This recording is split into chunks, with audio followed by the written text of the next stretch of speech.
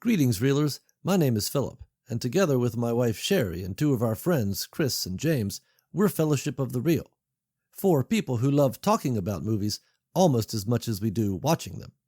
We hope you will join us as we dig deep into cinematic masterpieces, and some that are, well, maybe not. You have an opportunity to be the fifth host of our little show. Click the link in the show notes and leave us a voice message telling us what movie you would like us to review. You can also reach out on our Facebook page, Fellowship of the Reel. From all of us at Fellowship of the Reel, thanks for listening. Okay, on with the show. Are you recording this? Studying a movie in the mechanical level, I think can really bring some revelation. I believe that no one sets out to make a bad movie, with the exception of... On paper, this should work. Yeah, this should work. But I just don't like it. That's your own fault if you haven't seen it. Way over budget, chases, start yeah, cutting right, yeah, scenes. Even the actors don't know what that movie is about. Shit, I wish I wrote that. Which I love the title, but that movie's trash. Well, it's oatmeal, man. It's good for you. Okay. Here we are at Fellowship of the Reel, talking movies. This episode is a redo. I'll just put that out there. The audience can thank me for never hearing the first attempt at this. We are going to start off with The Breakfast Club. This episode is The Breakfast Club. And I got carried away with this movie.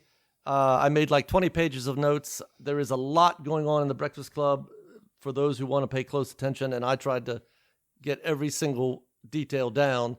I think at some point there were spider webs on James and Chris was asleep and Sherry had talked to her lawyer about a divorce. So we just stopped and I said, we're going to just redo this. And I went back and I cut down my notes to what I thought was essential and the beats. And so we're going to try to keep this to an hour. The first attempt, we were at an hour and nice. And I thought I was... we were at an hour and I was still like in the setup and had like 18 pages of notes and it was undoable. It wouldn't. All right, we're back. That's the hazards. And I'll try to get those rings out of there, but if I can't, oh well, that's the hazards of, this amateur operation that we're doing. We are not in the studio and so we are subject to the... Oh, you should hear some of the podcasts I listen to. Whatever. They let anything. I've heard ambulances. I've heard cats. Yeah. Dogs. Yeah, Mark Maron has a guy next door that does yard work. Yeah. And he'll be there interviewing Sam Elliott, Barack Obama, and you just hear... Yeah. No, I like what WTF. I love that podcast. I listen to it. Yeah, and there's no Christian Bale here to yell at us, and what the fuck are you looking at? For fuck's sake. I mean, I don't love Christian Bale, but and I like listening to that rant that he had. No, old Tom Cruise has a good one too. Yes, he does, about the COVID, yes. I agree with him. I don't want to go down that rabbit hole, but I was like, yeah. Absolutely. So, we did not answer that phone, and I don't care who it was. So, but yeah, on this redo. Hey, maybe that was a podcast caller. Yeah, sure. Well, yeah. It probably was. It probably was. Yeah. They got us recording. Fuck them. Not just playing. It's Speak Pipe, so it'll be on the web page. We are not... Anyway. Chris. Yeah, I don't know. I still think you're being unfair to yourself about this redo. And we had talked about, I guess, when we first started this, and it sounds like, I guess, that version will never see the light of day. But I deleted it. It's gone. Oh, damn. Well, there you go. It's gone, people. Sorry. It was an hour of me and 3 snores is what it was. Again, I think you're being unfair to yourself. But I guess when we talked about at one point, and again, we're still new at this, so we're trying to figure out what we want to do and how we want to do it. But we had talked about, like, maybe... Obviously, we want to try to keep it to an hour, and the ones that run longer than that, right? We cut them down, release the hour episode, and then maybe we have like a note or something. Hey, if you want to hear more about this one, here's the director's cut or whatever you want to call it. Like, I guess that's where my head went on that on the redo. Especially if you could lift some of that and put it into the one we're going to do today, or add to it, or I don't know. And granted, you're the tech guy doing all that stuff. Well, that's probably not. I never even listened to it, but it was me just fine-tooth combing that thing, and I'm not even sure I took a breath. I don't know. Maybe I did. But anyway, it's gone. And all right. There's... I had thought about, maybe a series of blogs breaking down, each... Yeah. Cool. But I've never seen someone so cracked out after a chili dog. You were energized. Well, I was so excited about that movie, and I'm telling you, man, if he didn't plan all that stuff, then the heavens and stars aligned, because I really think, that movie is probably one of the best written movies I've ever seen.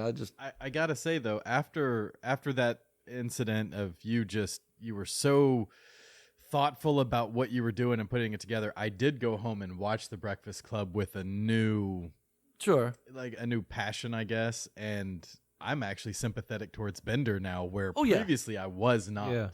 Yeah. So No, he he changed my mind for sure. Yes, no, he is.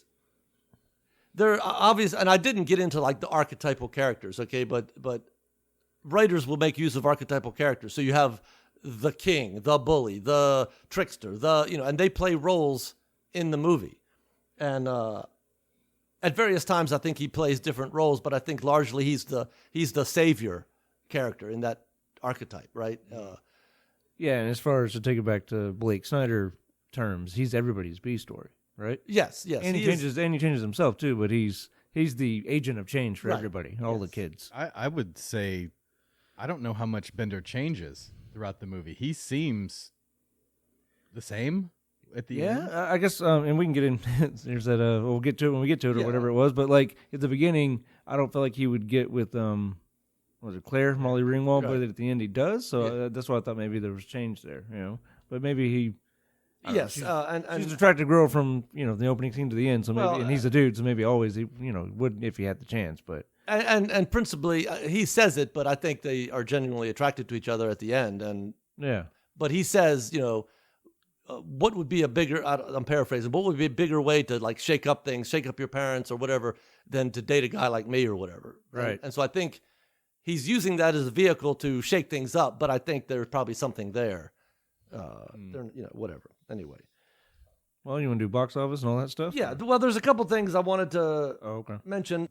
We need obviously people to listen, and people are listening, but it's the downside of a movie review podcast, I think, is people will listen to the episodes they want based on the movies they like rather than every single episode. Obviously, we want people to listen to every single episode who are absolute complete story nerds like us. Okay, so we talked about this not being a crazy podcast. We don't have a lot of sounds, and maybe, I don't know, but because we delve so deeply into the writing and the mechanics and everything that makes that movie come together, we want to talk about. And that's completely nerdish. Like if we were a comic book podcast, we'd be talking about, origin stories and Superman and, we would delve that deep into the nerdom of comic books or whatever. But we're doing that with story. And so I don't know that is necessarily going to appeal to the casual listener or the casual movie fan.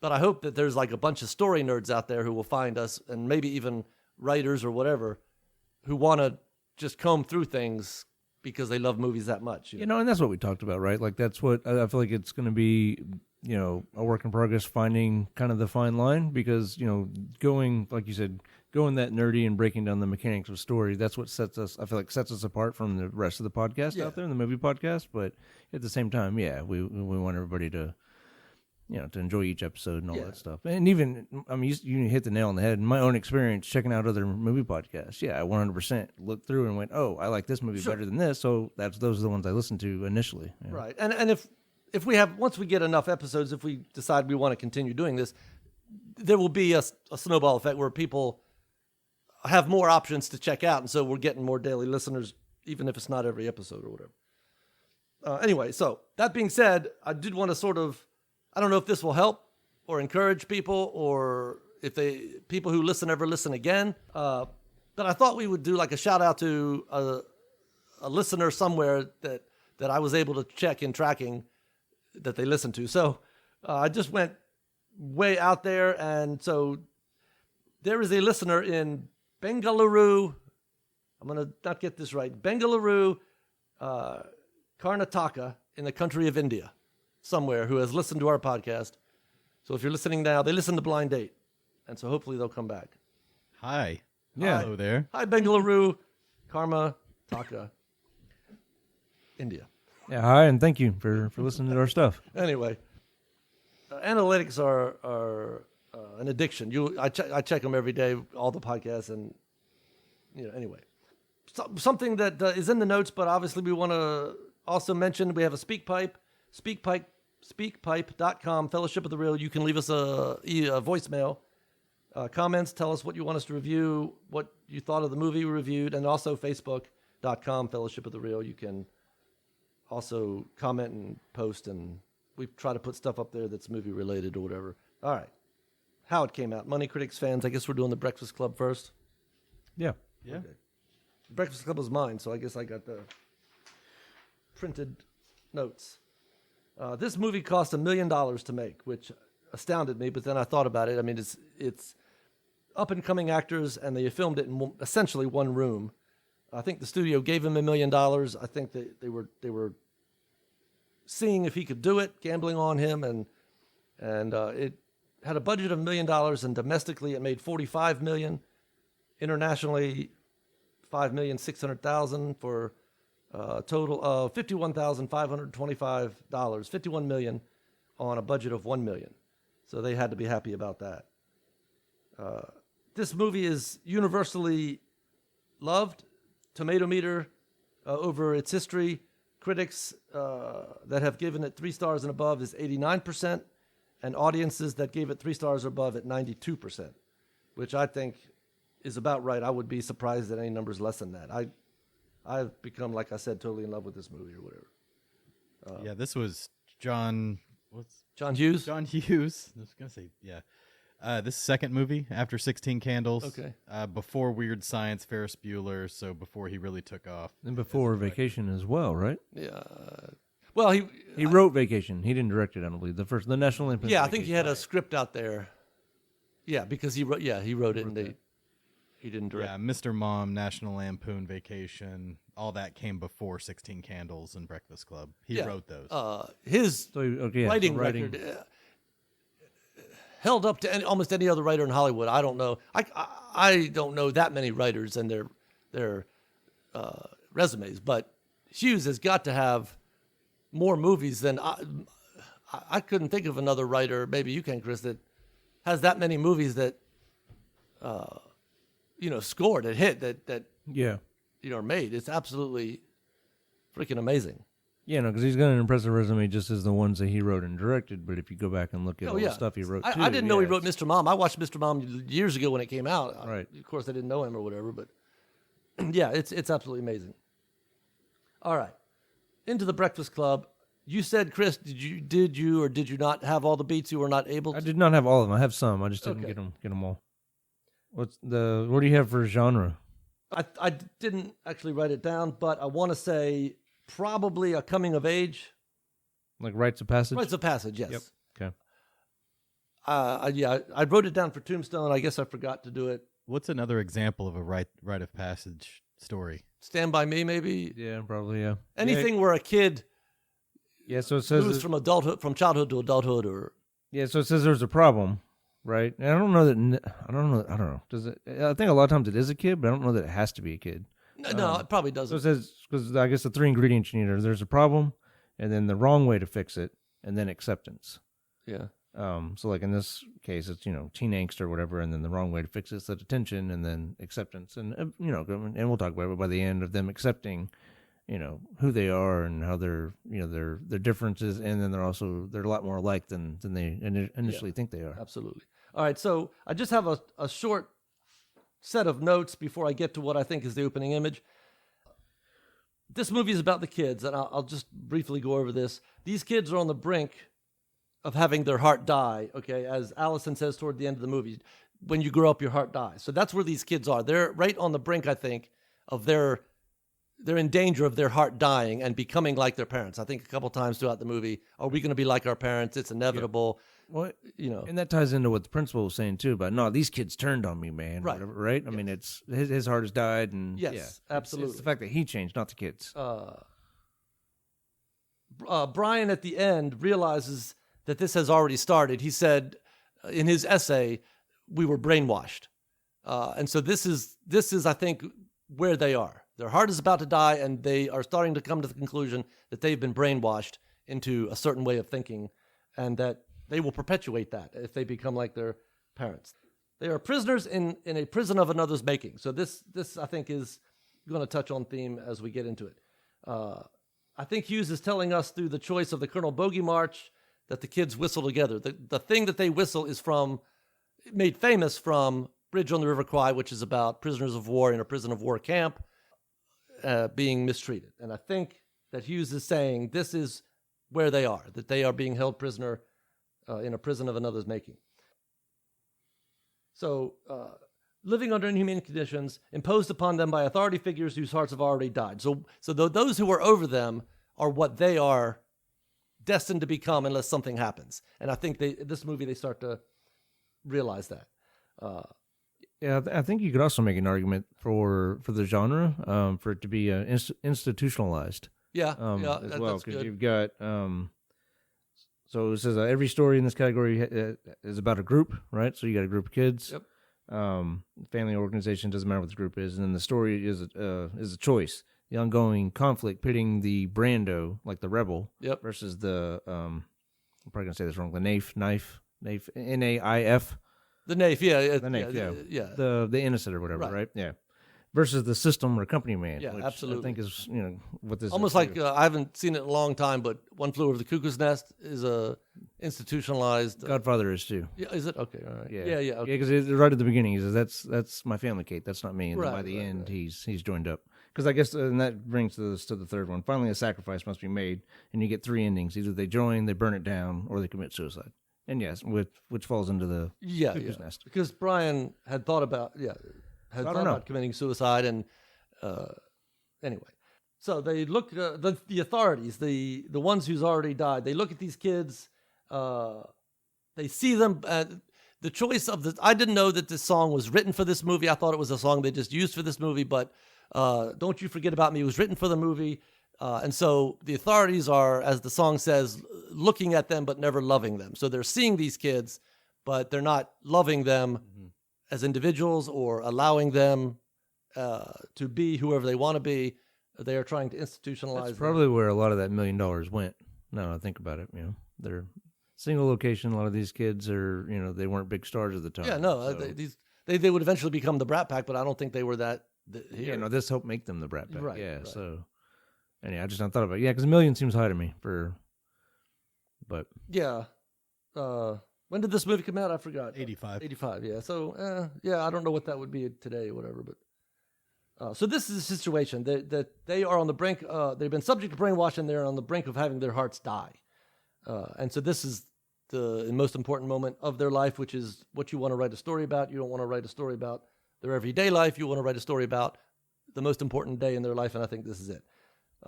Okay, so now we're into the opening image. We're going to do the mechanics. I see, and Chris, you can comment on this. I see the opening image being the song, the epigraph at the beginning from David Bowie, which is these kids that you spit on are quite aware of what they're going through. They're immune to your consultations. And the kids being dropped off by what I'm calling their jailers. So you see them being dropped off by their parents, and there's not a single good situation there. They're all being, thwarted by the various circumstances of each of their individual lives or whatever. Right, yeah. Claire is getting dropped off by her dad, and it's really, do I have to go to this? You can't get me out of it. Right. And then you've got, what's the nerd's name? Brian. I'm Academics. terrible. Yeah, Brian's, use every opportunity to study. I don't care what you do. Study. Yeah, we're not supposed to do anything. Well, you find a way, mister, Right. right. And then Andrew's dad is like, well, you just got caught. We all got caught. We Yeah, all yeah. do stupid Nobody's stuff gonna- or whatever. Yeah. You don't want to be a discipline case. yeah, nobody's going Right. to give a ride to a discipline case. Right.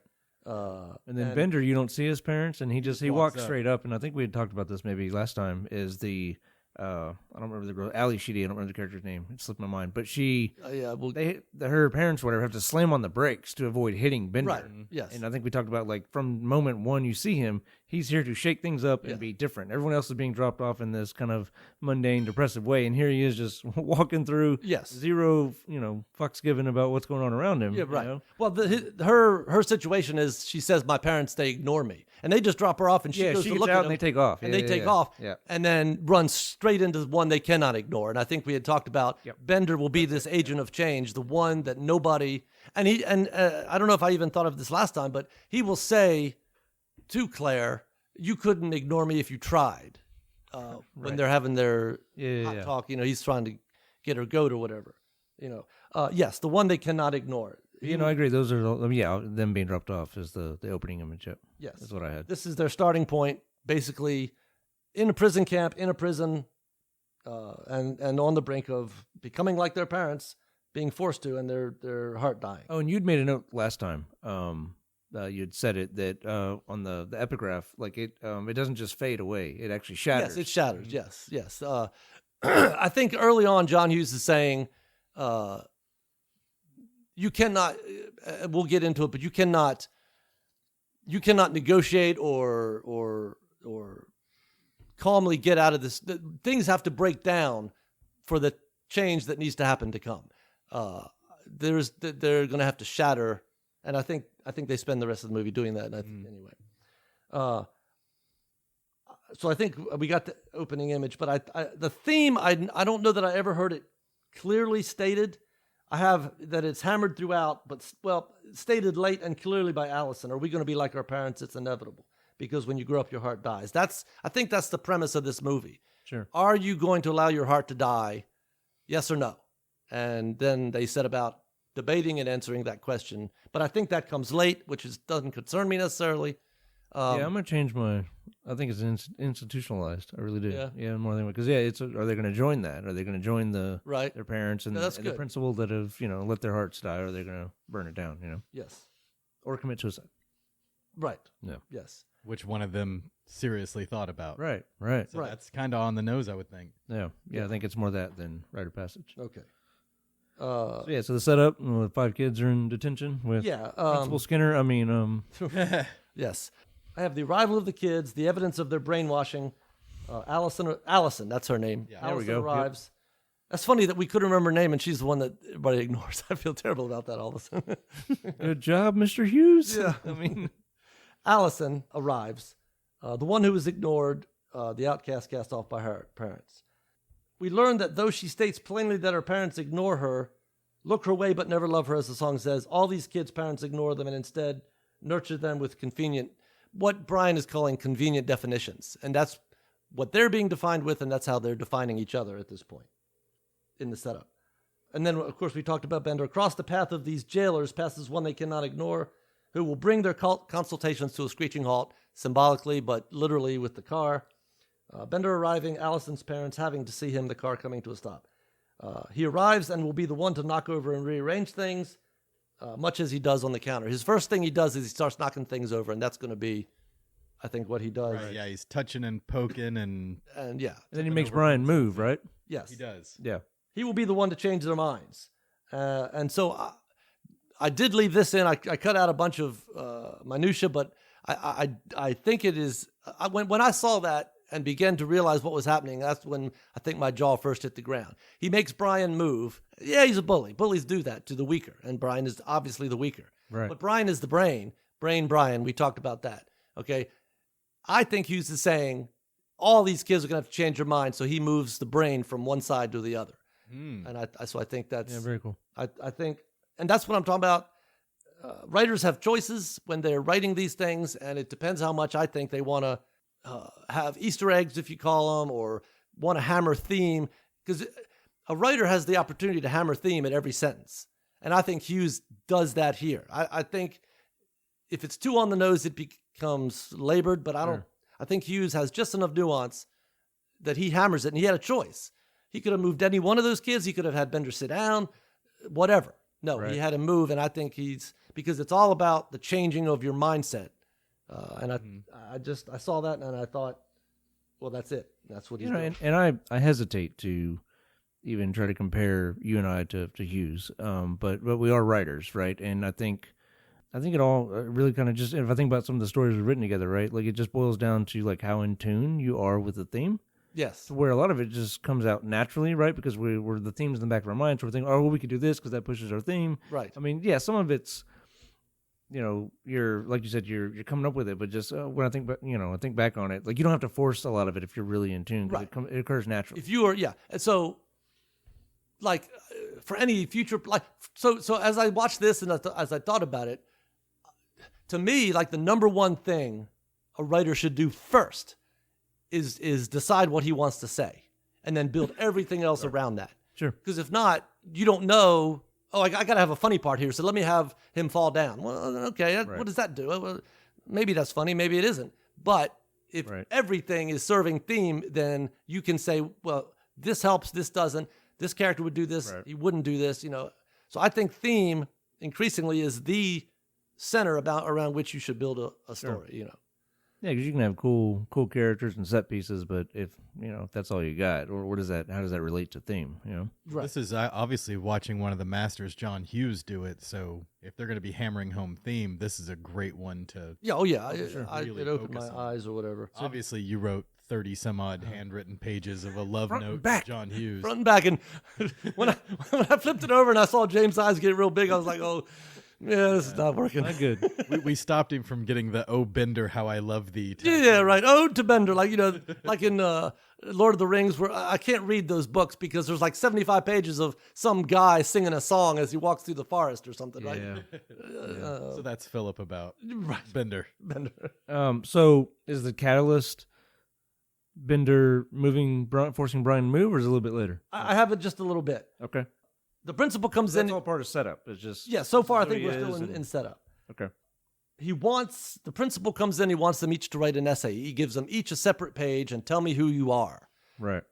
And they At can't the end of move them, and so they're all on different pages at this point, right? So there's many pages. Oh, very nice. Yeah, I didn't think about see that. what I'm saying? Yeah, very nice. Hughes, man. They're all on their own page, and by the end, they're on the one. And yeah, at very the nice. end, they're all on the same page. Nice. You see, I started watching this, and this is why I wanted a 6-hour podcast. I'm like, oh my God, if I don't do this right, Hughes is going to turn over his grave and he's going to haunt me because. These idiots had a chance to talk about how great this movie was, and they didn't. Anyway. John Hughes out there haunting anybody that ever talks bad about his movie. Oh my God, I think if you could only select one John Hughes movie. I love 16 Candles. I love all his movies. I love Planes, Trains. Planes, Trains makes me cry every time. I love I love them all. I like me. My wife likes me. Oh my I God. like that one. Till James ruined it with that theory of his. Well, What smells over here? but I think this movie ought to be taught in writing classes. I think whatever. Anyway, Probably is if you ever take one. yeah, Or we ever teach one, huh? yeah, sure. That's where the money's at. Yeah, no, going into this, like, Ferris Bueller, hands down. I love plane, trains, and automobiles, too, but Ferris Bueller, if I've got to pick a John Hughes, it's because that's so much fun. You're right. But, yeah, no, maybe we should watch it at some point to see if it's as deep as this. I have a feeling it's probably not going to be, but, Hey, maybe. yeah, there was so much more going on in this movie than I realized. Maybe Right. for the holiday movies, the next one could be Home Alone. Yeah. That way we It's can also do John a Hughes, double Right? John I'm Hughes. telling you, man. It's. Did he do? Oh, wait a minute. Home Alone 2 or just one? I don't. I'd I'd have to look check. that up. I Written, don't know. think, I know he wrote characters, one. Did you two. think he wrote two as well, or I don't. I don't know? Because 2 is my favorite. Yeah, two is good. But And then you have this odd phrasing, and again, this is the writer's choice, and you can just listen to it and enjoy it for what it is, or you can understand that Hughes is saying something here beyond the mere words. This odd phrasing, maybe from the principal, assistant principal, whatever his name is. Vernon, right? Vernon, yes. Yeah. Maybe you will decide if you want to return. And that's it. That's just maybe you will decide if you want to return. To detention? What to return where? But who says it like that? You need to decide if you want to ever come back here. There's a more natural way to say that. I think Hughes is saying, you're at a crossroads. Do you want to return to who you are? You have to decide, because you guys are rebelling, and we need you back in line in the system. Mm-hmm. You need to decide if you want to return to the system or whatever. And I think at the end they decide they do not. But he could have said this a more natural way, and I think Hughes is asking us in the audience and these kids, if you look at it a little deeper, do you want to be in the group or do you want to be out? And I think they decide they want to be out. Yeah, I think we kind of talked about this before last time, if I remember right. Yeah, they're all kind of like Neos that are aware that there's something slightly off with their world, and then Bender's Morpheus. Yes, And, I thought trying to about open that. their eyes. Yeah, I think you mentioned that last time. Yeah. Only Bender as the rebel leader challenges. His skills at this point are rage and sarcasm, but I think that will be enough to get them motivated. Bender himself struggles. He's full of rage. He's not the perfect leader and he doesn't have the perfect plan, but he knows something is wrong and he's the one that's going to lead the charge. His skills are rage and sarcasm. So I think he's the one, like we said, the agent of change. He says to Allison when she arrives, the one ignored, "I've seen you, you know," which again is there's going to be a lot of this odd phrasing in the movie. Yeah. I've seen you, you know, and he says it to the one that's been ignored. So Bender sees what others do not. Yep. I don't know that Bender. You don't want to give too much credit to the character. Okay, this is the writer speaking through the character. So Bender may or may not be aware of everything that he's doing as a character.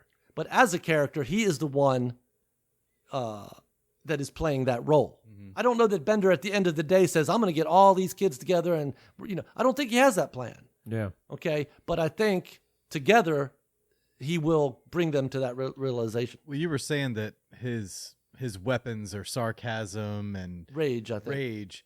I didn't realize this till the second time after watching it after your Love Fest was Bender he's like, hey, I've seen you around before. He was, he was a butthead. Yeah. But he didn't become nasty until Emilio Estevez turned around and jabbed at him. Yes. That's when he turned. He's like, hey, I'm being attacked here. Yeah. Right. By let me someone. use my sarcasm. Yeah. By someone who probably sounds a lot like his own dad. Right. Nobody wants you and they wouldn't have you and this kind of thing. So he immediately sets him into his rage mode. Right. Yeah, And, it's not his fault. Like he was totally antagonized. Emilio Estevez turns around. They flipped his switch, which is his dad. Yeah. The cigar burn. And then at some point he says, I don't think I need to be with you dildos anymore. And off he goes but he got a knife. He's ready to pull out. He is fighting for his life. And he hears, I think that's an excellent point. I didn't think about that. Andrew and Claire both kind of turn around. It's like, because that's going to be 2 hits. Me hitting you and you hitting the floor. Yeah, right. And that's his dad. I bet his dad said that to him. Yeah. If he's burning him with a cigar, he's probably got, because he talks about, bam, when he's big. So he's been subject to all of that. Right. And so that is what he's fighting against. And yeah, that's an excellent point. I hadn't thought about that. Yeah, that's why I had that sympathy for Bender. Now I'm like, man, he didn't start it. I mean, yeah, he's a butthead. He come in, he's ruffling feathers, but yeah, he Andrew's was the first one, the one who taped the kids, butt cheeks together. Exactly. He's the first one that talks about physical, violence or and contact with somebody. Yeah. And I think he starts to realize this because at the end he says, "I think your dad should meet my dad." Right. So they wind up. Yeah, no, that's. So where are we at on the? I think we're still in the setup. I have one more thing. Okay, still set up. Okay. Bender gives the enemy a name. He calls him a brownie hound, dealing with the currency of favor and basically ass kissing. That's how you get ahead in this world. Later, when Vernon is down in the basement looking at files, getting dirt on other people, and the janitor comes in. Vernon is trying to get dirt on other people to have control over them in some way, even if it's just mental. Right. And the janitor says, okay, well, I'm going to talk unless you give me some money, $50. So here's the currency of this world. Getting stuff over on people, bribery, favors. This is brownie hounds, right? And so Bender identifies the enemy. Yeah. And with Brian standing up, yes, sir, I can assure you none of us want to come back here. Bender is on his own little island amongst a bunch of people trying to survive in that world. Yes. And that's what he's so frustrated about. Again, yes, a lot of sympathy for that character now. Right. No, yeah. So I think at that point, that is the setup to me. What do you have as your catalyst, Chris? Or do you have anything else in setup or? No, I don't have anything else. Okay. I guess I felt like maybe him removing the screw from the door. Like when he starts messing with the door, like that was the catalyst? Yeah, I have that as... Is that what you have? Yes. Okay, cool. Bender, because he actually says the words, he wants to get this party started. Oh, nice. Okay, I missed and, that. And it's also the doorways that you like so much. Yes, he closes the door on the principal type of thing. He wants to get this party started. He wants that door closed. He's physically starting to dismantle the system. Yes, he needs that door closed because the door is access to them by the system. And screws fall out all the time, yes. man. And so this is... Sorry to cut you off. No. When he says screws fall out all the time, they're prisoners. Aren't prisoners referred to as screws? Yeah. And screws fall out all the time. I feel like he was definitely talking about himself, too. Like, I've fallen out of the system. I'm not part of your bullshit anymore. I'm on to you, man. Yeah. This whole conversation is absolutely... 2 levels, and it's awesome. Screws fall out. Yeah, absolutely. Everything we just said. He is the screw that has fallen out. The system must be dismantled. You got to close off access to the system. I mean, it's the whole thing in compact writing is there, and it's just. Or sometimes screws just fall out, man. Sometimes screws fall out all the time. Okay, so in any societal change, there has been a screw that has fallen out, right? Okay, You got a screw loose. Coming out. Che Guevara or whatever. I'm not a big socialist or whatever, but he's held up as this rebel. Martin Luther King is the screw that fell out, right? I mean, nonviolent protests and just pick a time and Braveheart, right? It's a screw that fell. So there's the screw that has to fall out, right? And change begins. That's Yeah, that's absolutely. agree. The door slams and the party begins. And there is this whole scene of Andrew and fixing the door and everything. Andrew, as archetypes, the archetype will always try to solve the problem according to their archetypal powers. And Andrew is physical, so it's always going to be a physical solution. He wants to fight. Right. Claire always thinks she can buy her way out of it. Brian wants to negotiate and reason his way out of everything. He stands up. Oh, no, sir. I can just get this over with right now. We never want to come. Sit down. So, and all these things are going to fail to change the system. Only the skills that Bender has are going to get them over. Yeah, because they physically try to prop the door open with a couple things and it doesn't work. Yes. Yeah, absolutely. And the system will always try to protect itself. Vernon ridicules Andrew for the thing he told him to do, right? Right, yeah, it was his idea, but when it didn't work, all of a sudden, on, what are you man. doing? Yeah, like it was Andrew's idea. Terrible. And that's the brownie hand. I can't look bad. I can't. It's always got to be saving. So that's And the the whole, other one, Brian's like, but aren't there fire exits? Shut up. Yeah. Again, he's trying to reason. Always, and that's his skill. Claire would buy her way out of this if she could. I wish there was an airplane to France. She says later. I just money and an airplane can take me to another. So that they're always going to be going from their archetypal roles. I think the stakes here are reiterated, and we can talk about this as we go, because Bender's greatest fear is that his life now will be his life forever. And Vernon says to him after this whole scene about getting all the detentions, I'm going to have you for the rest of your natural-born life. And that's the first time, one of maybe one or two times, that he actually shows fear. And I think it's because Bender realizes that unless there is a change, this will be how my natural-born life is going to go. And that's the threat of the system. We've got you. Yeah. You stay in your role, we've got you. And he'll be raging his entire life. Sure. Yeah. Yeah, absolutely. We got the catalyst nailed down, I think, is this door slamming in the hole. Yep. All right. So we're still not in the break into two as I have it. We're coming up on it, and I'll get to it, and then you could sort of tell me what yours was. Allison, we already have a reference to we will have a reference to the bridge over the River Cry with the whistling. But Allison is drawing a bridge. I thought she was doing snow, but Chris had pointed out it was probably stars, which makes more sense with her dandruff. But it's a reference to the bridge, and there's at least two references with the song and with this picture. And of course, a bridge is taking you from one place to another. So I think Hughes is subtly reminding us this is a journey, and they're crossing over from one place to another. Maybe a little reading into it, but why a picture of a bridge? Yeah, right. She could have been drawing anything. Anything. I mean, drawing a dildo or something. Sure. But yeah, it said it's a bridge. A bridge. And then the song, which I think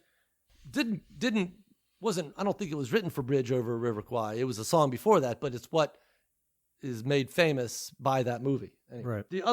A couple of cool things here as we move beyond the catalyst. The destruction of the book. I had mentioned this before, and Chris had said profoundly, don't judge a book by its cover. Bender is destroying a book. The book is by Molière. Molière wrote political comedies back in the day and is considered one of the greatest writers of comedies ever. But a lot of his comedies held up a social issue to get people to look at it. Right. And that's the book that Bender is occupied with. And I think Hughes, like you said, could have picked any book, could have picked any picture, could have picked any character to move from one seat to another, but he picked Molière. And didn't tell us that he was the greatest comedy, but lets us discover that on our own and then be amazed like I was. But I think that's purely intentional. And then Bender looks at it when the others say, oh, yeah, I like his work or whatever, Absolute choices every step of the way. And they're tearing like you said, they're tearing the covers off the books. Yes. Yeah. Yeah. Well, the fact that they all say, oh, I love his work. It's like, really? It's like, is that what you're saying just to fit in and be cool? Have you actually read it? Like, that's what I was thinking of. Yeah. They're just all bullshitting each other. They're not being real. that moment. It could be. You don't think Brian had read it? I think thought Brian maybe probably Brian has had read it but as the he's probably the brain. only one. The rest Yeah, are bullshit. possibly. Yeah. Claire maybe because she's society. I don't know. Yeah, right. I don't know. What about Bender? Do you think he actually? No, read the Bender book? looks at it like, huh? Yeah, right. Because he's kind of amazed when they say, because I'm sure when he heard Moliere, he was like, oh, brainy, nerdy stuff, blah, blah, blah. Old book. Yeah.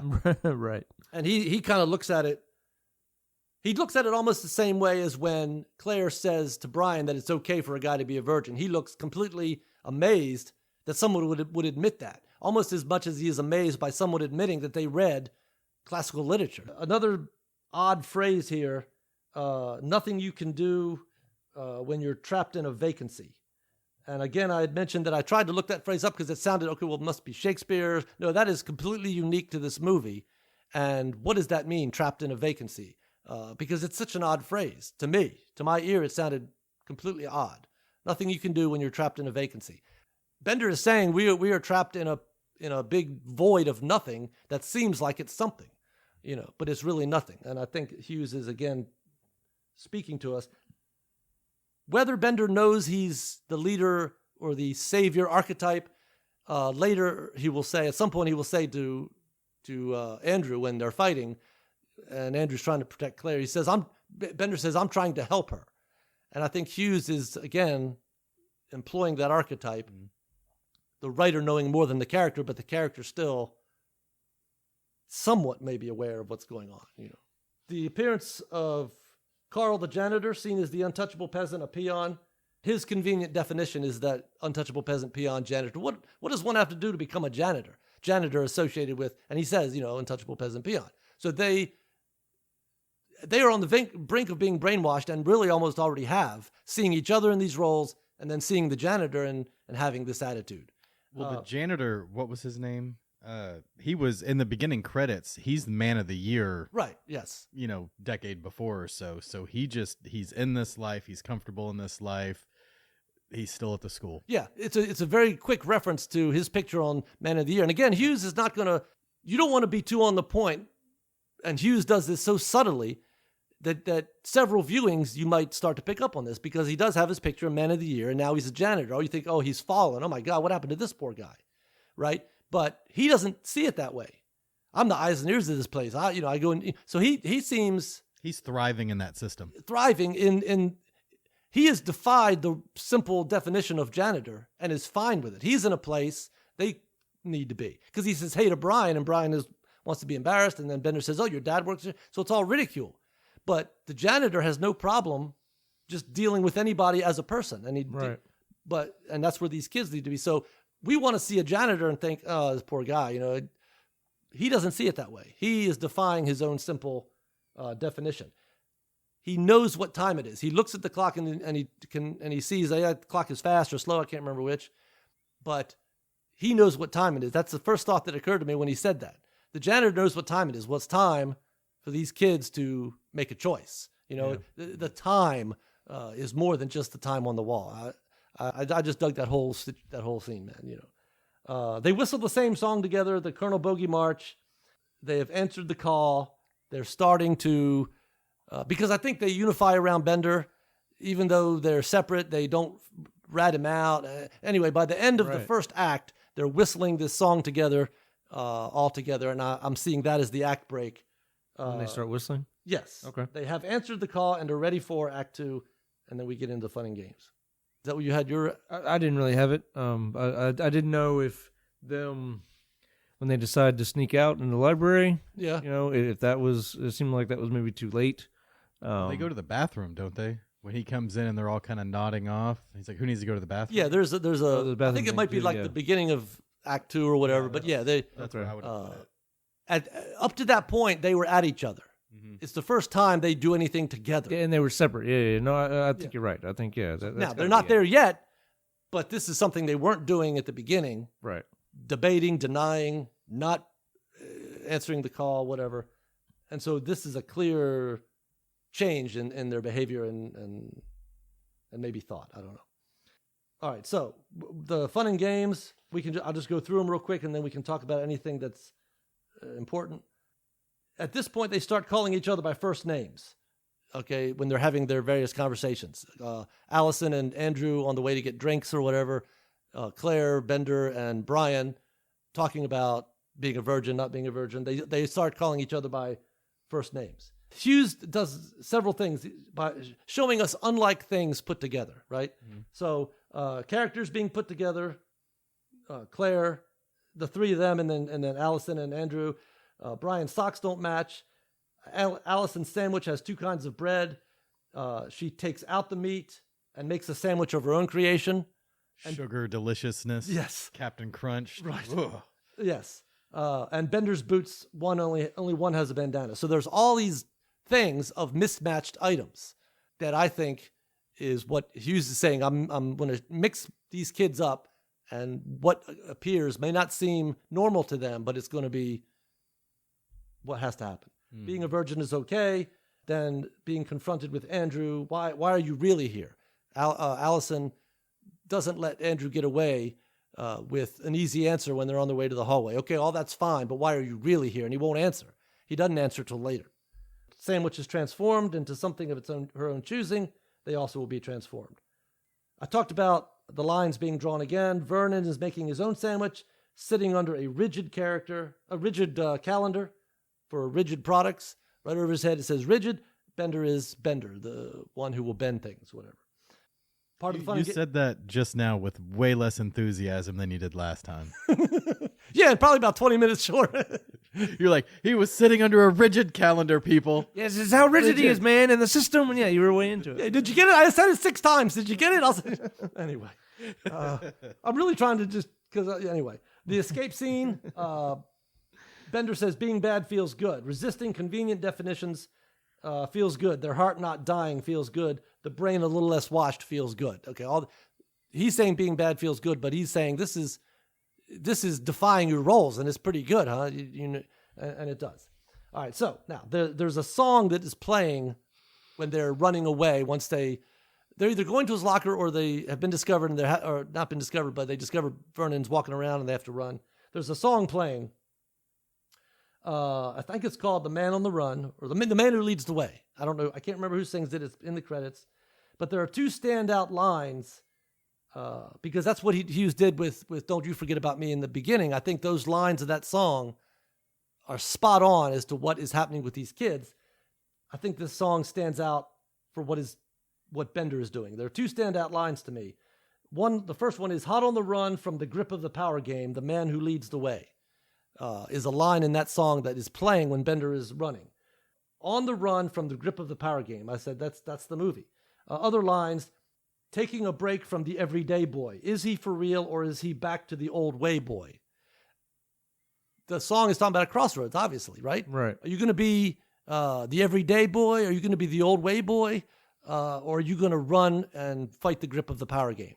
And that's the movie. That's the exact, a choice is made, and that's the movie. Now, they are running, and I say they fall to their old fears and shackles. They've been following Bender, and Bender wants to go a certain way. Andrew says, no, that's not the way. You need to come with us. Come with me. And there's this debate, but Andrew seems like the authority and the more stable one, so they follow him, and they run up right against the bars of a cage. Another choice. I think that is exactly right. If you're gonna fall into the old ways, you're gonna run right back up into your bars. Bender, then Claire says, "Okay, now we're all caught. We're done." And he says, "No, only me." And again, he's playing the archetypal role of the savior. He says, "Only me," and he runs off, saving these kids from further punishment, detention, whatever. He makes a bunch of noise to get Vernon to come after him. Yeah. Yes, and he sacrifices himself, and we talked about it. That image of Bender grabbing the cage and looking up to heaven. Yeah. As soon as I saw that, I started looking up Renaissance pictures of Christ of the Cross, saying, and it's specifically the scene painters will paint of Christ saying, "Why have you forsaken me?" When Christ feels like he has been forsaken by God, dying on the cross. It's always sort of a look up to the left. And that is, as soon as I saw Bender's face, I'm like, oh my God, that's, So is that is that what you have is that like the midpoint and the false defeat, or is that? Almost. Okay. That's what I had a note as, I guess on mine was, I feel like that was maybe the beat there was. Yeah. But I guess I'm definitely curious to see what you had. Okay. There are Bender is caught and he's put in isolation or whatever, and this is the second time that Yeah, I he's think got in the gym shooting the basketball because he's working. He's going to get a scholarship. scholarship. Yeah. So yeah, absolutely. And he was wearing someone else's shoes. Yeah, right. I think. Yeah, right. And right. Thanks, it was James. James or somebody said Yeah, taking a walk in someone else's shoes. Oh my God! I was like, oh my yeah. Yeah, Bender had taken his shoes off and had that other. Again, Yes, listeners, random- he was cracked out on chili He dogs. had He was excited. he had athlete shoes on or basketball shoes. Yes. Yeah. Absolutely. There are only 2 times Bender's afraid, and both is when the system represented by Vernon will never be vanquished. Rest of your natural born life, and then in isolation, when you've forgotten all about this place, I'll be there and I'm going to kick the living shit out of you. And Bender shows fear at that point because that I think is his greatest fear. I will never be free of this. Never be free of this system. Right. You know. So when he's in isolation and Vernon makes that speech, that's your midpoint or no? For his sacrifice, he's put in solitary. Now, before he is put in solitary, Yeah. because they're back in the room, right? Yeah, so he's taken away. Bender does not wear glasses. I don't know where he got these glasses. You don't see Bender wearing glasses in the movie. He passes Andrew and he lays down the glasses, and he says, "For better hallway vision, man." What is that? What are you talking about? Where'd you get these glasses? There's no setup for the glasses. Right. Okay. He is going to change the way they see things. There's no other reason for these glasses to even be there for better hallway vision. It's a throwaway line. Okay. But why glasses? Why to Andrew? Why, as he's walking away, here's glasses for better hallway vision. He says that. At that point, I'm like, oh my gosh, that's it's got to be. Right. He is going to give them eyes to see. And I don't want to lay too much on Bender because he is not an innocent guy. Okay. Whatever. He's not pure. He's certainly not. You wouldn't think of Bender and think of Christ. Okay. But one of the things, and I don't think Hughes meant for this to be a religious or spiritual movie, but I think he did mean it for a story about a character who changes other characters. And to the degree that is true, one of the verses about Jesus, he gave them, you have eyes to see, but you do not see. Talking to the Pharisees and the legal rulers of the time, which is what got him branded a rebel, right? You have eyes to see, but you do not see. You have ears to hear, but you do not hear. Bender has given him glasses for better hallway vision, so you have eyes to see. If you could come up with a different explanation, I challenge you. But I at that point, I wanted to build an altar. The man who leads the way. Okay, we just had that song, giving them eyes to see. Because I thought about these glasses. Like, where did he get them? What, does he wear them? We never seen him wearing them. Yeah. So does it bother you that it's that they weren't really set up? Because I mean, it's really cool, and I agree with you. That's got to be what he's saying, what Hughes is saying. Sure. But would it have been better if they were set up? Because it's almost, you can. I don't know. I say you can see the writer's hand, right? The glasses are there because Hughes need them to be there. You know what I mean? And it's such a sarcastic throwaway line. I think the meaning of the line is hidden well for better hallway vision, man, because they, he just took them the wrong damn way in the hallway. Like, that's cool, but I don't know. Like, I'm thinking about it, the glasses, if they'd been Vernon's or some shit or something, maybe it I don't know. But again, it could be like one of those things. There's so much cool shit going on. You're forgiven for that one. And I didn't think about the hallway, but because Andrew led him down the wrong way in the hallway. And he's saying, next time you're faced with a choice like that, here you're going to see better after today. Yeah, because Andrew didn't refuse and stay in the library. No, I'm staying right here. They all got out. So they're starting down the path, but they still went the wrong way. Yes, because he's falling back into the old way. They haven't gotten to the point where they can view it the way he does. Yes. I wonder, here it says the Criterion Collection release of 2018 includes 50 minutes worth of deleted scenes previously unavailable Holy on shit. home format. So maybe that's in there. Yeah, maybe. But theatrical version, it's a question mark. Yeah. That might be something you can put in your altar there. Yes. Right. And, Okay, so at this point, I'm at the midpoint, and I'm calling it a false victory. Bender appears, and all but Allison blaze up. So he's got his marijuana. Hey, you got my doobage? He has a tool that will tear down the last of their inhibitions, something that will remove the wash from their brains, literally, doobage. So everybody gets high at this point, except Allison, and I'm not entirely certain why she doesn't. I don't know if I've ever nailed that down. Might mix with her lithium. Right. I don't know. It could.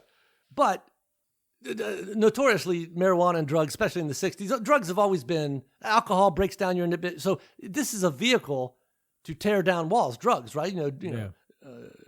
Drop in and tune out, man, this whole thing. So, he has the tool to break down that final wall because they all light up and then it's party time and they're all together and they're dancing, I think, some of them, and Yep.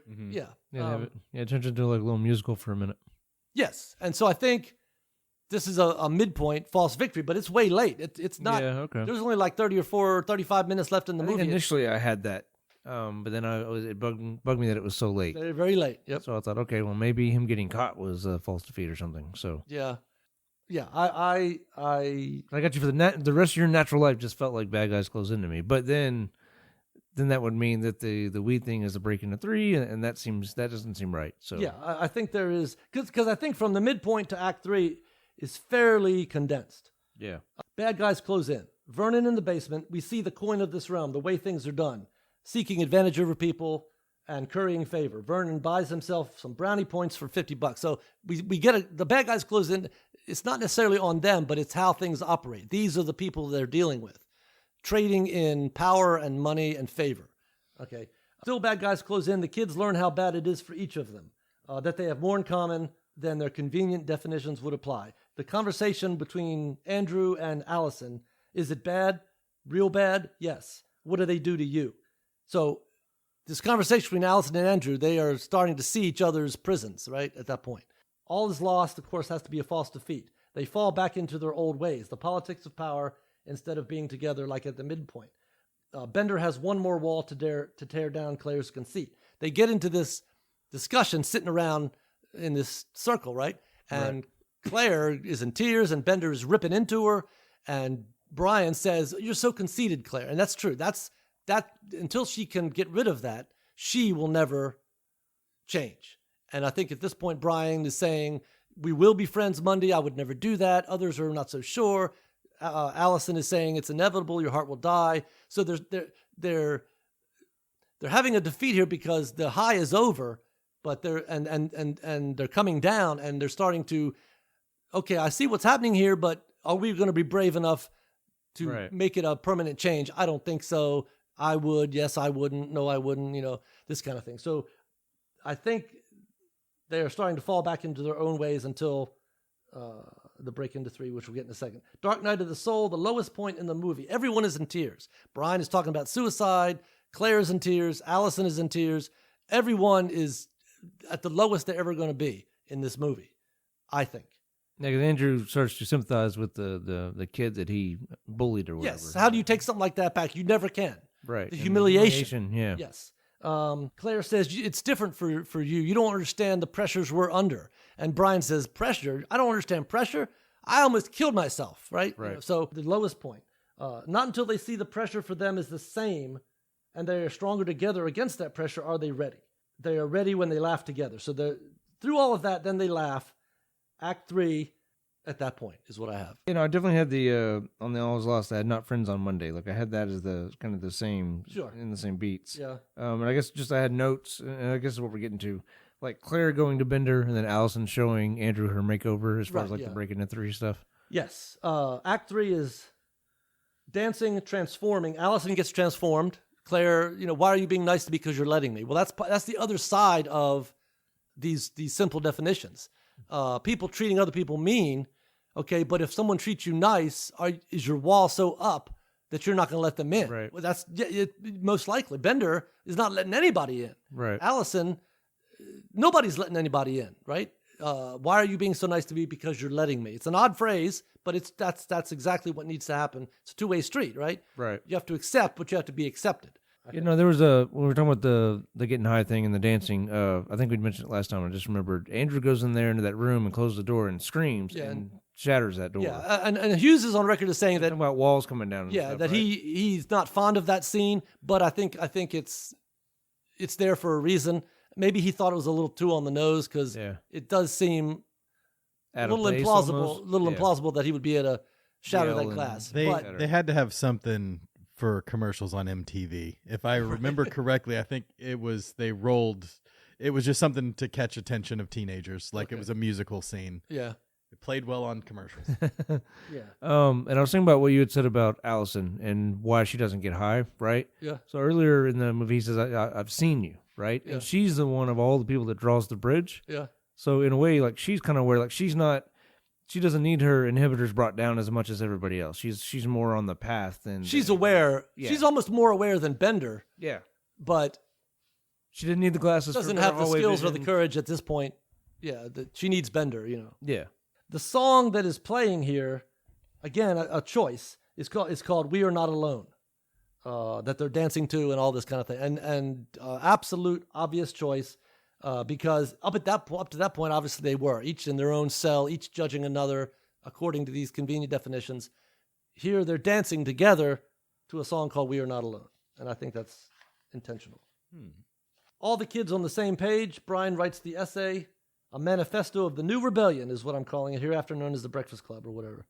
They accept each other, and the untouchable peon, Carl the janitor, the new order on display. As they're leaving, they all say bye to Carl, and Carl says bye to them. Bender says, "See you next Saturday." Brian says bye, Carl, and so the peon is no longer untouchable. The peon is no longer the untouchable peasant. He didn't think of himself that way. They did, but now they don't. And Bender is totally fine with going back there. Right. We talked about this. I think Bender goes back there. I think he starts hanging out with Carl and help him clean up on detention. And I think at some point he becomes a janitor, but the Mr. Miyagi of janitors, maybe. I don't think he ever feels ashamed about being a janitor, ever. Right. Now maybe he doesn't, but I could see that if you were like fan fiction, I would write Bender's story that way or whatever. They accept each other. The jailers. Go ahead. I was just going to exchange items of each other too. Back to that mixing and matching thing you were talking about. Yes. Because Bender takes Claire's diamond earring. I think he even puts it in his own ear, right? Yes. And then Allison rips off Andrew's patch or whatever. Yeah. Yep. Like, so it's them becoming one. Yes, absolutely. Yeah. The jailers pick them up again, but they will no longer be held captive by them. I said. Vernon reads the essay and knows that I'm saying Vernon reads the essay and knows he is lost. Each one of us is a brain, an outcast, an athlete, a princess, and a criminal. We will not allow ourselves any longer to be brainwashed and defined by yours or anybody else's convenient definitions. My word's not in the essay, but that's what he's saying. Yeah. Bender, his job done, puts his fist in the air, which is the iconic image of rebellion. Fist in the air, the iconic image of solidarity and freedom. Cue the music. Nice. Yeah, so if we go with the institutionalized, I mean, they burned it down. They burned it down, yes. Nice. Yeah. So That fits really well. I like that. yeah. No, there's a lot going on in that movie, nuances. That is, I think, essentially it. But I would challenge anybody to watch this movie and just pay attention to every single thing that's going on. And if a name like Moliere is mentioned, look it up because it's intentional.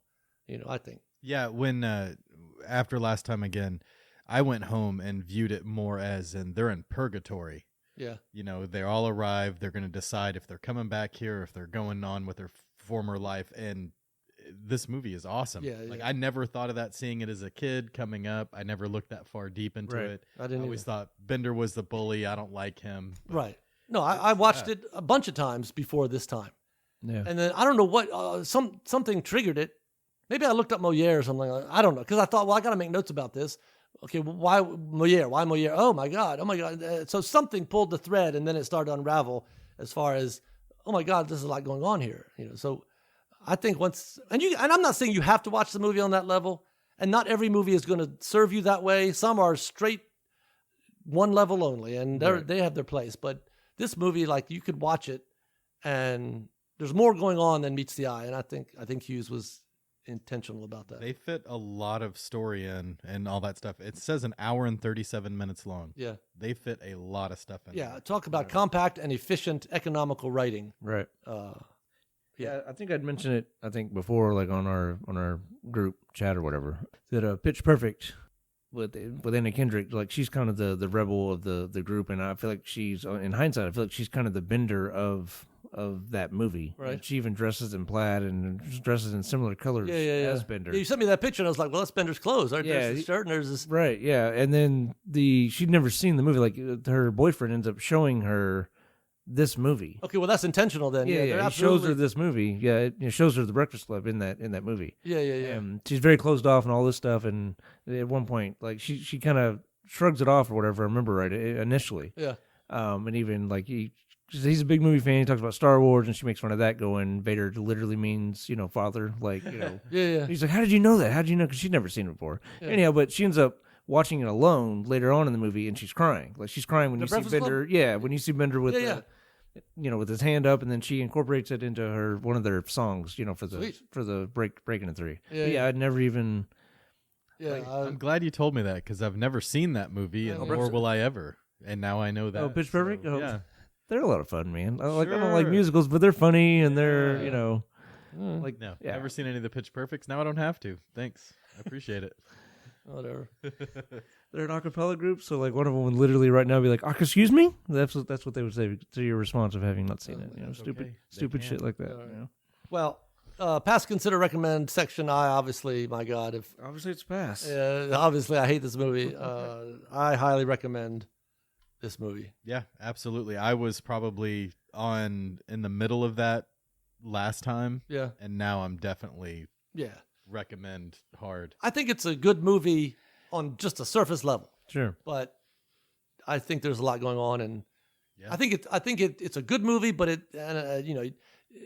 finger quotes, an important movie. As far Right. as some of the themes that are going on. I think they're because you just swap out whatever constraining issue you want in place of simple definitions, right? The simple definitions today could be, whatever your politics are, how you identify, Sure. Yeah. I think Hughes' work, just still swap applies out today. Yeah.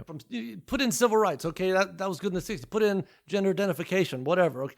That movie, the theme of that movie is timeless, and I think he executes it in such a way that it would speak 100 years from now to whatever thing is happening, whatever. Anyway. Sherry? Is your You microphone really on? want to know? Yeah. You really want to know what I think? Oh no. She doesn't Okay. go as deep as I do. I don't- No, I don't. But while I do appreciate everything that y'all said about the movie and how you broke it down, this, of course, came out when, I'm the same age as these kids. We're at the time, yeah. Yeah, and how yeah. we are now, yeah. Right, yeah. Yeah. I didn't see it in the theater. Yeah, I didn't see it. Saw it later. Couldn't relate to it because, the way I looked at it was, okay, yeah, it's entertaining. I couldn't relate to any of them. Yeah. Mm-hmm. As far as me in high school, I was in the band, so I'm the band nerd that was not represented. Okay, I worked in the library for 13 years. I love being in the library, so I couldn't relate to that. So I don't look at it on the Yeah. same level. It was an entertaining movie. I watched it. Yeah. I've seen it a couple of times, but it's not my favorite of Sure. of his movies. Yeah, no, I think you had said something about you were real mad about when they were messing up the cards and ripping Yeah, the books. yeah. all she I could mean- focus on was The Dewey Decimal cards, he was Yeah. flipping and moving them around. Yeah, tearing the covers off cards, books and- tearing up the book. You don't do that. I You think don't do that. No. like, I don't think I identify specifically with a single one, but like if you had to press me, I would probably be a cross between maybe Brian and Allison, like because I was a loner in high school, not necessarily a brain, but more into reading and this kind of thing. Why did I think you were a jock? Yeah, sure, right. All this and brains too, yeah. Yeah, I think that's some of the beauty of this movie. Maybe you're not the jock, but you can see yourself in maybe one or two, or Yeah, there's elements. It's like one person split into 5 fractions. You're a little bit of all of them. right. But at the end of the movie, we're all these things, and I think that's true. Sometimes whatever. And I guess I'm just wrong for not thinking. I don't know. Yeah, no, But that's just the way I came at it because I'm that age when I'm watching the movie and Well, thinking, yeah. oh my God, I can't relate to these kids. Sorry, but that's the beauty of it, that it can be enjoyed on almost any level. right. But no, like I said, I appreciate everything, all the work that went into Sure, yeah. his movie. Oh, absolutely. Yeah. And I mean, as far as talking about work, I discussed this last time that the books are in this room. It was actually a gymnasium. They turned into a library, correct? Yes. And They they built a did. set in the library, in the gymnasium. Yeah. The books were donated. They were going to be recycled, but they were actually put in the correct order. So they did take the time even to do that. The set designer put it in the Dewey Decimal System, which you'll never see. But Yeah, that's cool. yeah. Anyway, So, would you pass, recommend, or consider? oh, I'm always recommending you watch a movie. You know, it was a good movie. Sure. Okay. Yeah, it was good. I enjoy watching these characters. I enjoy the actors that play these characters. Sure. But as far as his movies go, no, I prefer, what was it? Let's see, 16 Candles, Ferris Bueller, all those other movies. Because they're to me, I the think other they're movies lighter are fare. Yeah, they're lighter and they're lighter, they're funnier. Yeah. This is it gets kind of no, it gets dark. heavy, It gets yeah. dark. Especially, I was surprised that Brian had brought a gun to school, which is, my God, that's the thing today, right? I mean, yeah. that was a flare gun, and they use it as a lighter moment, which I think Hughes does intentionally to sort of bring us out of that darkness. But yeah, he was ready to commit suicide, and maybe that's the only gun he had access to. Whatever. But yeah, it gets dark. It does. Well, I mean, but 16 back to Candles the- never gets as dark as this. I don't think Ferris Bueller gets as dark as this. But I guess I guess where I can relate is, yes, when I was in the band, I was friends with different age groups, different. Sure. They from Yeah. all. I mean, Right. from the, like, I was in the honor classes to the ones who weren't. I mean, we were all one as a band. Yeah. So, Well, okay, I guess I can see that. whatever. You were part of the system, Sherry. The band system.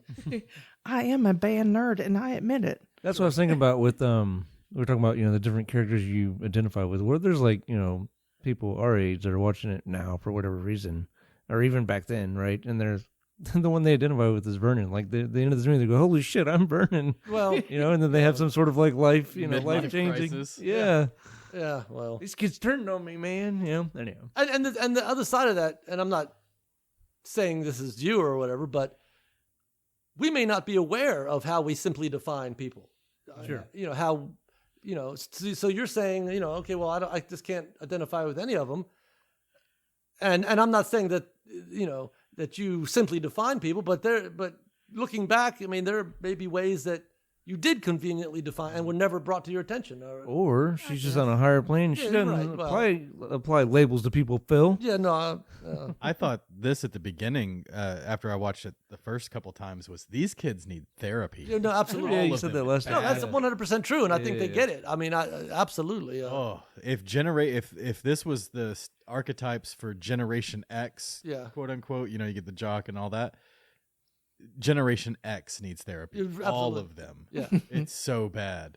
Well, Generation X was also the latchkey kids. Like, because you would go home and both parents worked, so you would go home and you would have you unlock the door and for like Forgotten generation. most of the day you would be alone after school because your parents were working, and so there was this tendency as they were caught up in trying to get careers and money to just ignore you or only pay attention to what you were doing when it started to hit the radar. Like, oh my God, your grades are down. Oh my God, you're going to lose your scholarship, because they were so preoccupied Sure. with the system of earning brownie points, of moving up, of making their lives secure, that they started treating the kids this way. Whatever. Anyway, Great movie. yeah. So good to go. Well, All right. did you? I didn't hear your recommendation. Oh, yeah, it's recommend. Yeah. Yeah. Yeah. Oh. Okay. So, All right, maybe I'll. all right, we're out then. Breakfast Club. To me, like the number one thing a writer should do first is decide what he wants to say. He's here to shake things up and be different. Everyone else is being dropped off. Run straight into one they cannot ignore. He goes, when you grow up, your heart dies. I think that's the premise of this movie. Things have to break down for the change that needs to happen to come. All these kids are going to have to change their minds, so he moves the brain from one side to the other. A writer has the opportunity to hammer theme at every sentence, because you guys are rebelling, and we need you back in line in the system. I've seen you, Screws fall out all the time, Yes. man. At that point, I'm like, oh my gosh, it's got to be. There's many pages. Oh, very nice. Yeah, I didn't Yeah, think about see that. what I'm saying? Yeah, very nice. Hughes, man. They're all on their own page, and by the end, they're on the one. And yeah, at very the nice. end, they're all on the same Oh. page.